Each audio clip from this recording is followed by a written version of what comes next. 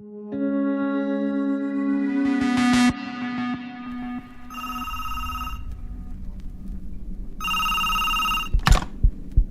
Sir, आपको एक information है। इसमें काठमांडू जाने वाली फ्लाइट में टाइम बम लग चुका है, तुरंत इसको एक्शन लीजिए इसका।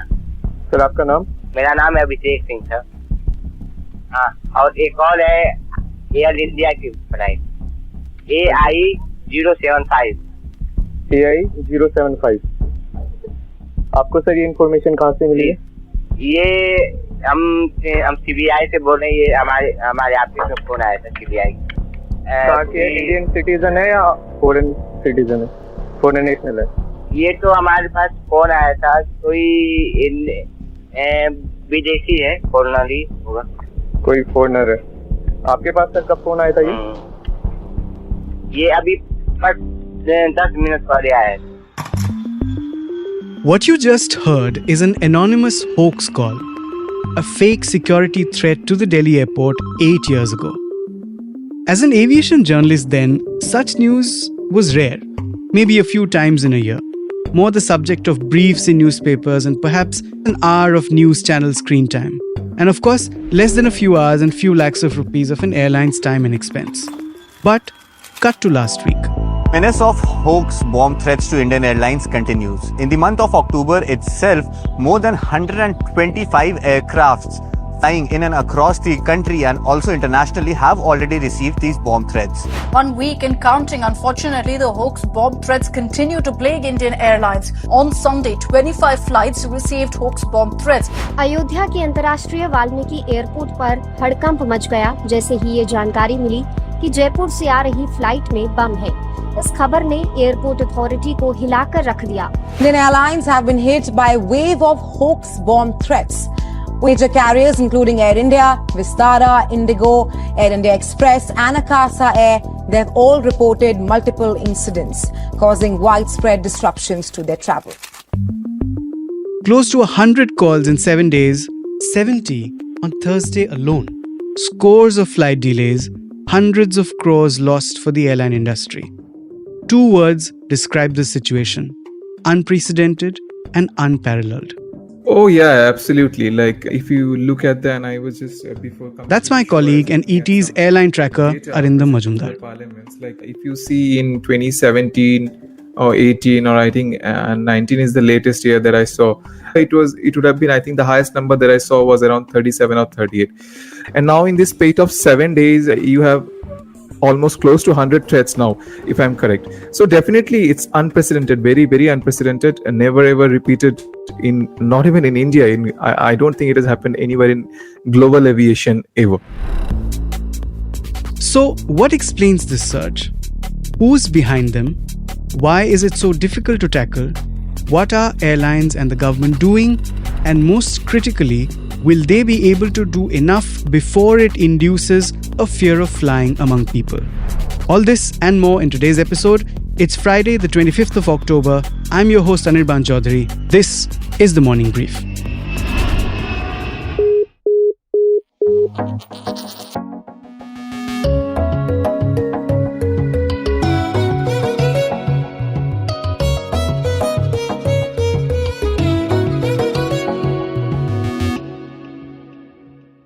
Back to my conversation with Arindam. I asked him what explains the surge. So, the bomb threat protocols and all these like rules that those were made, like in India, the evolution of those comes from a period where there was no social media, where the only way that you can make a bomb threat call was either through a phone call or through a sheet on a paper or by delivering a handwritten message. Those were the only way. So the system took care of it. They could trace the person, they could hold him culpable. But here there is now a monster, say Twitter or Telegram or any other social media platform. Very easy to create an account, very easy to give a threat, and the next moment you can delete your account. You can do it from any places of the world. So some of the security guys told me that there are regular usage of VPN while giving this threat. So tracing those person not only in India, like even if he is doing it from any other country out of the Indian borders, it becomes very, very difficult to locate the person. So this is this new threat evolving, and I think it's a lesson like that your regulations, your way of tracking the criminal is kind of in a bygone era now. You have to catch up to the world. So this is the situation. Have any arrests been made? Also, this whole narrative that was being created about this being like a minor prank, that no longer holds correct, right? Given the sheer girth of, the sheer number of calls. It has to be, I think, part of a concerted plan, right? One person has been arrested by the Mumbai police, like from Chhattisgarh. It was a teenager, 18 or 19-year-old boy, and he said that he was trying to take revenge on his friends, whom he thought he will report to the police by doing this crime.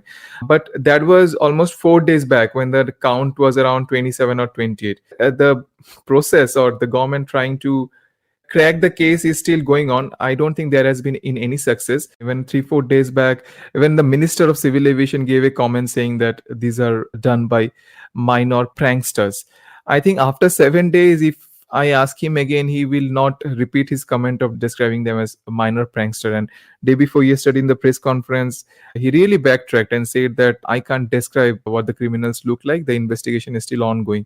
Government is not ruling out the fact that this could be an organized attempt.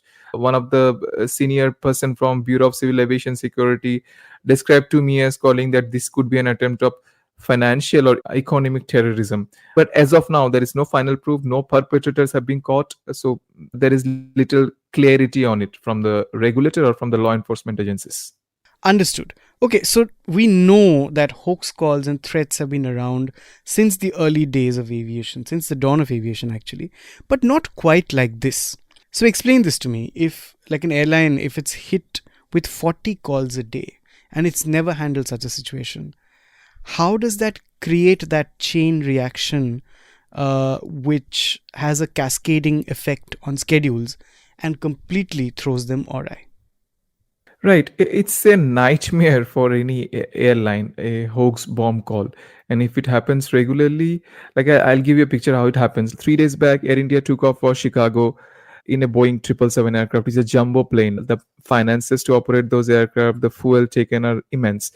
285 odd passengers flying to Chicago, and mid-air you get a hoax tweet. And the protocol demands that you have to land at the nearest airport, wherever it is possible. Now, most of the times when you are flying over water, and that's a large portion of your journey to North America, getting a nearest airport is also difficult. So the aircraft had to divert to a very remote and almost military controlled airport in Canada. So then the aircraft is grounded there. So you need another plane to take the passengers back in this journey, back to Chicago again. The fuel is wasted. The pilot duty hours time runs off. So you now are running behind to get extra crew to take that aircraft off. You need extra resources. So you have to get your engineers. You have to arrange ground handlers for that. So it's an operational nightmare for any airline. And now imagine that happening at a scale of first 10 per day, then 20, then 30, then 40 now per day. So what it does to an airline, this is an unconceivable position, unfathomable position for anyone running the business. Right. No, indeed it is. So before we get to what the government is doing, one thing that the airlines have been advised to be very careful about is this discerning between specific and non-specific threats. Why don't you give me the simplest possible, the most lucid possible explanation of how airlines are discerning between the two? And I think that makes their jobs a lot less difficult, let's say. Right. So this emanated from a bomb blast incident at Chennai airport. It was during when LTT was as we speak. The incident was that the bomb was supposed to be kept in an aircraft, but it got left behind, and there was supposedly a phone call warning about this. But since there were no protocols and how to react to such situations, no action could be taken, and a bomb blast happened. The government sprang into action, and that's how these new protocols of dealing with bomb threats came in. And so the bomb threat assessment committee was formed.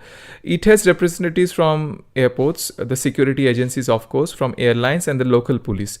So whenever an airline gets a call, be it a call and on social media also, the BTAC is automatically alerted. So the BTAC has to be convened, and they decide on whether that is specific or non-specific. So what's a specific threat? Whenever there's a flight number, specific flight number mentioned, for example, flight number 3456 has a bomb, that automatically is deemed as a specific threat. And in such a situation, the aircraft has to land at the nearest airport as soon as possible. The others are termed as non-specific threat or random. Like if someone mentions saying that Indian aircraft has a bomb, so if there are no details, that is a non-specific threat. Got it, got it. Let's come to what the government is doing. The minister has spoken about tweaking rules, amending existing rules, possibly also bringing in new ones. Correct me if I'm wrong. Why don't you give me an idea of what's happening there? Right. So before the amendment of laws, the government is working on changing the definition of specific and non-specific threats that we are discussing. So for specific threats, how it is now deemed is that, and the minister also spoke on the likes of that, is to minimize the diversion. The focus is to minimize the diversion. So the pattern that is emerging now over the last 7 days is that it's a one random social media account or two random social media accounts suddenly coming up in the morning and posting threats to say 10 flights of multiple airlines in the same time. They will put a list of Vistara, they'll put a list of Air India, they'll put a list of Indigo. That's how they do it. So when you have checked one flight, the government thinks, and that is how it is happening currently, when one flight has been checked and it has been found to be hoax, the other flight doesn't need to be diverted. So that is the measure that the security agencies, the BTAC has taken now. Instead of calling everything mentioned or flight numbers a specific threat, let's be more practical. So if you see over the last 3 days, the number of diversions have come down. Like there are barely 3 diversion while there are 40 threats over the last 3 days. So that is now being dealt with like that. And secondly, there are active process of changing the law. So the suppression of unlawful activity in air.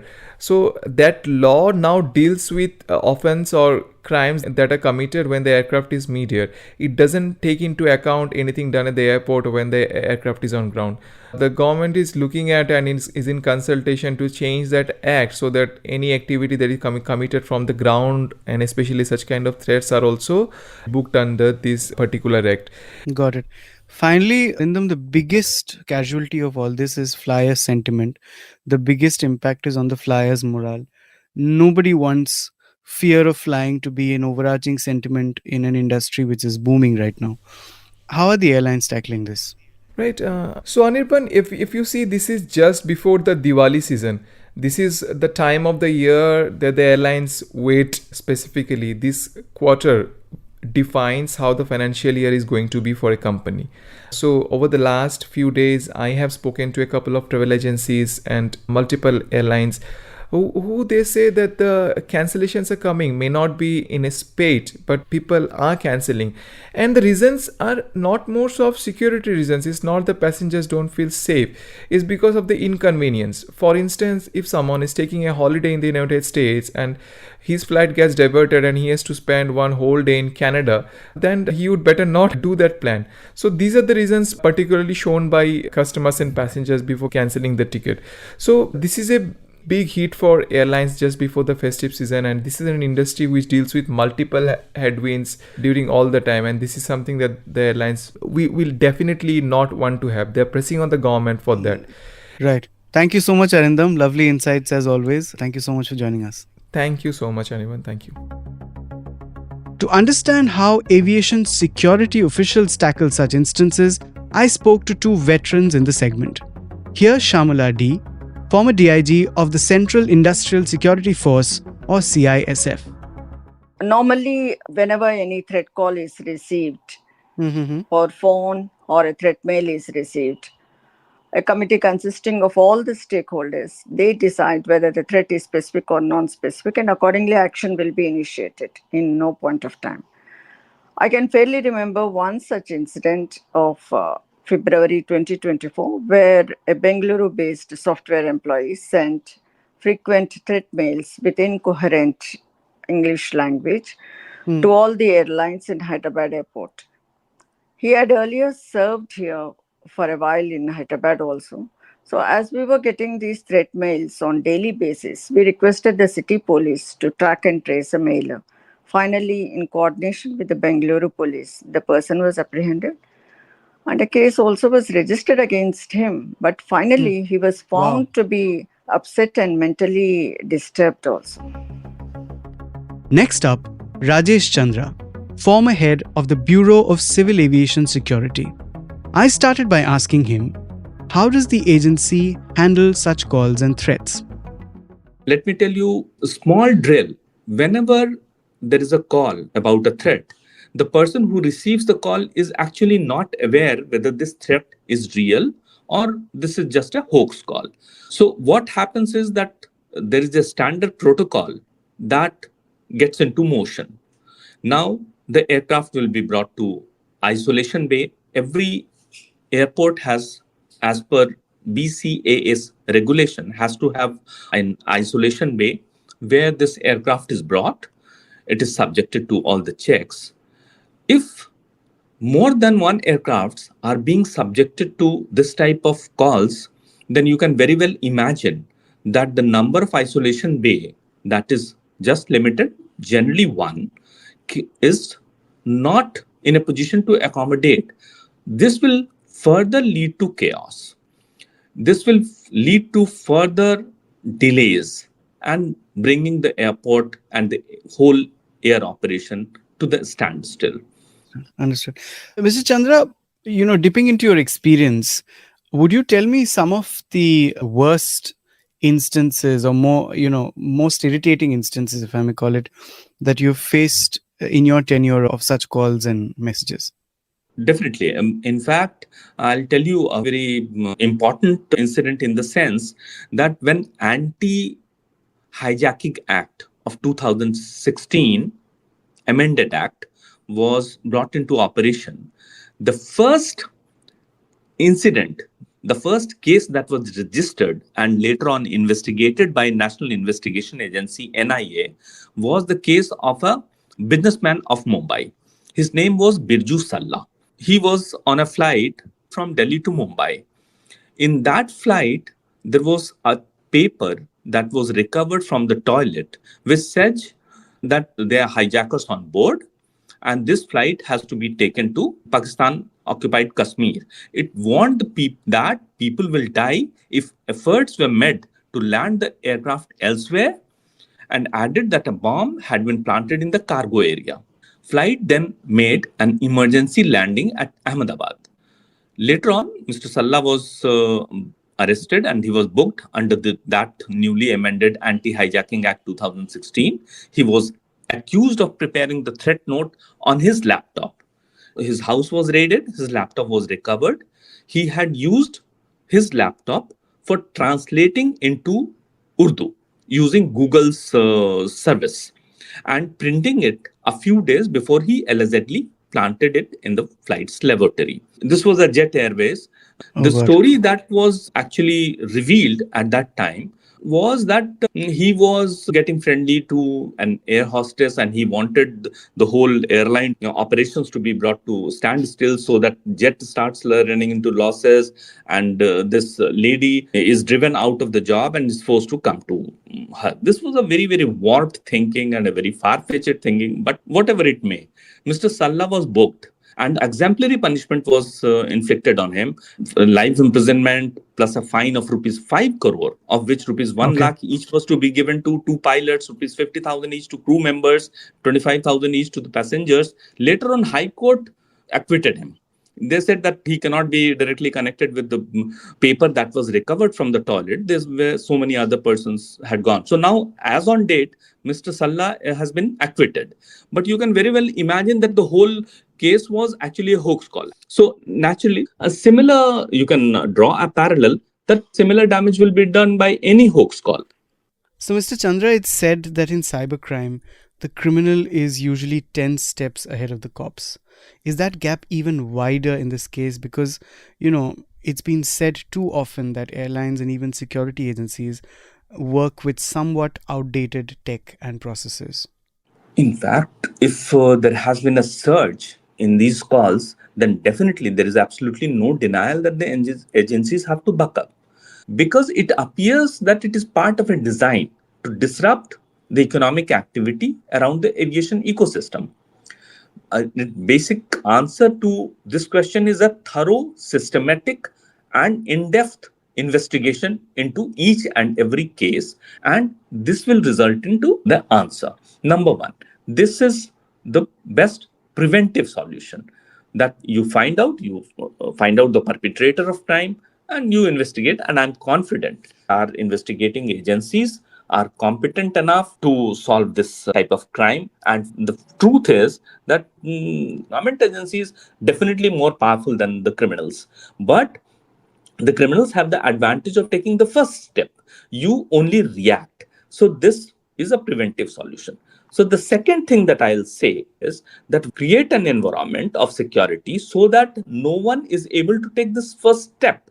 Or if someone takes the first step, you are confident that this is a prankster. So Understood. you need to strengthen that system. Understood. The Civil Aviation Minister has spoken about amending the aircraft security rules as well as suppression of unlawful acts against safety of Civil Aviation Act. What changes in rules would you suggest? Like the 3 or 4 changes that you would suggest? So far as changes are concerned, the established legal system is capable of taking care of all these incidents, all these illegal activities. My view about the changes is that security should be seen in a holistic manner. The security should not be confined to only the security agencies. First of all, I'll say that there is an aviation security group. In most of the airports, this task has been entrusted to Central Industrial Security Force, CISF, which is a very, very capable and professionally competent force. Aviation security group, that is CISF, or for that matter, for a smaller airport like Regional Connectivity Scheme Airport, where state police is there. So they should be trained. There should be investment in skilled manpower, enhanced training. There should be sophisticated gadgetry, which will ensure that nothing incriminating crosses the line, which will divide the security hold area with the city side area. Generally, you will find that state agencies, the people are drafted from their normal functions, normal police functions for a temporary period. You need to have a specialized group. And secondly, the security is not entirely the job of only security agencies. So you have to look beyond that traditional security group. I will name a few. For instance, airline. Airline is also supposed to have an airline security staff. Generally, what happens is that everyone feels the security investment in security is not as something which is going to give them return, but they have to understand that there were 2 incidents of hijack of Pan Am Airlines. They had to pay so much money to the passengers in US that ultimately led to closure of airlines. So each and every entity in this aviation ecosystem has to be sensitized to the issue of security, and it should not be confined to only aviation security group. The laws should take care that there is ample scope for even including all these agencies of the aviation ecosystem in this security network. Understood. Thank you so much, sir, for your insights. It was wonderful talking to you. Thank you, Mr. Anirban. Thank you. Globally, of course, there are stipulated guidelines for such situations. The International Civil Aviation Organization, or ICAO, has outlined procedures in Annex 17 of the Convention on International Civil Aviation, which includes a focus on prevention, preparedness, and a coordinated response to such situations. There are country-specific regulations too. For instance, Canada has a criminal code for mischievous interference under its aviation safety regulations. But none of these existing rules can possibly cover what's happening in India right now. Is this really part of a larger terror threat? Who's behind it? Will immediate and future measures be enough to curb them? Those are questions whose answers will determine which way the aviation industry moves in the coming weeks.